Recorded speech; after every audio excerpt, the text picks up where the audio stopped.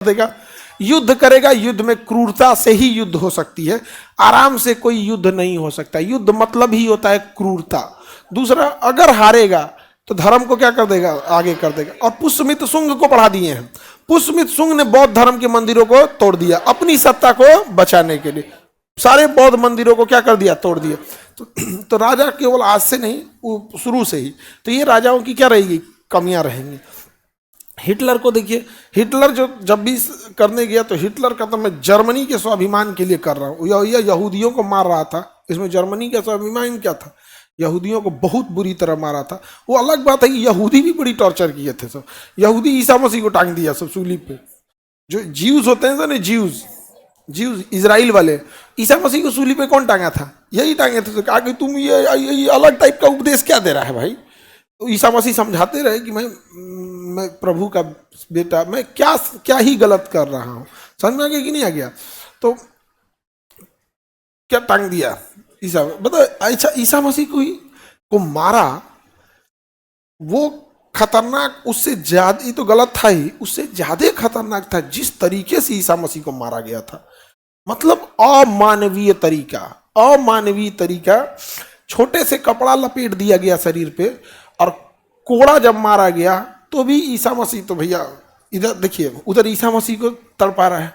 आप यहाँ देखेंगे 9वें गुरु तेग बहादुर को, आप उधर देखिए संभाजी महाराज को। सब में एक कॉमन चीजें देखिएगा, इतना सताया गया लेकिन इन लोगों ने टस से मस नहीं हुए। और ईसा मसीह के साथ एक कितना घिनौना काम इन लोगों ने किया था कि जब मार के पूरा चमड़ा उधेड़ दिया ना, तो जिस सूली पर टांगने ले जा रहे थे, उस सूली को ईसा मसीह से ही उठवाया था। ये सूली लेके चलो, इसी पे टांगेंगे।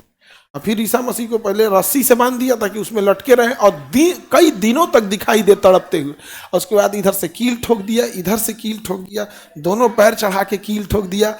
और तार, लोहे का तार शरीर में। आप स्वेटर पहनिएगा कभी ठंडी के दिन में, अगर गर्दन टाइट होगा तो बुझा जाता आदमी।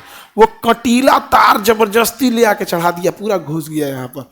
उसके बाद भी ईसा मसीह की जब आखिरी सांस चल रही थी, तो उन्होंने कहा था कि हे प्रभु, इन बच्चों को माफ कर देना, ये मासूम है, इनको ज्ञान नहीं है। उसके बाद ईसा मसीह इस दुनिया से, मतलब दुनिया के नजर से हट गए।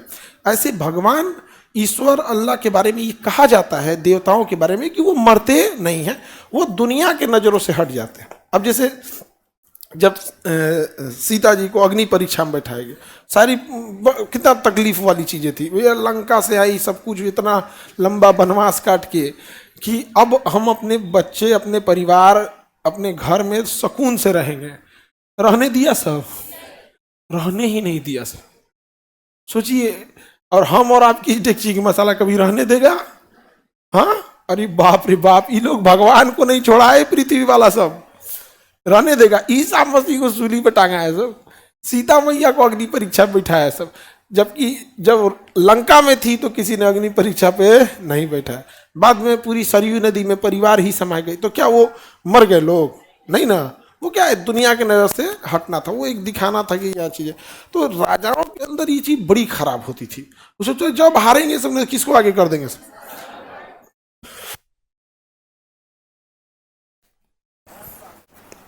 धर्म को आगे कर देगा।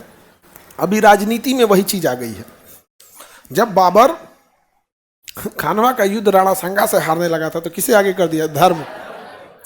पुष्यमित्र शुंग जब